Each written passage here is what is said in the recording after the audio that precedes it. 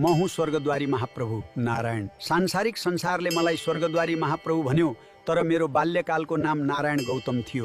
1916 मा रोल्पाको भूमिमा जन्मिएर सानै उमेरदेखि म ईश्वर र सत्यको खोजीमा निस्किएँ। घोर तपस्या र साधनापछि मैले प्युठानको यो पावन भूमिलाई आफ्नो तपोभूमि बनाए। यो त्यही ठाउँ हो जहाँ द्वापर युगमा पाण्डवहरूले स्वर्ग जाँदा अन्तिम यज्ञ गरेका थिए र यही बाटो हुँदै स्वर्ग प्रस्थान गरेका थिए। मानव कल्याण र विश्व शान्तिका लागि विक्रम सम्वत 1951 मा मैले यहाँ अखण्ड वेदमय महायज्ञ सुरु गरेँ।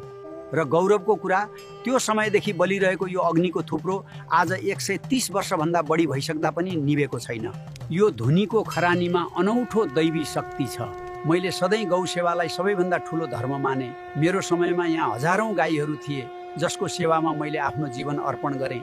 आज पनि यहाँका गाईहरूमा त्यही दिव्य अंश बाँकी छ।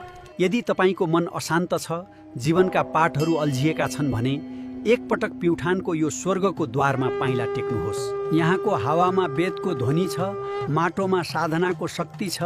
म सधैँ यही छु। नारायण।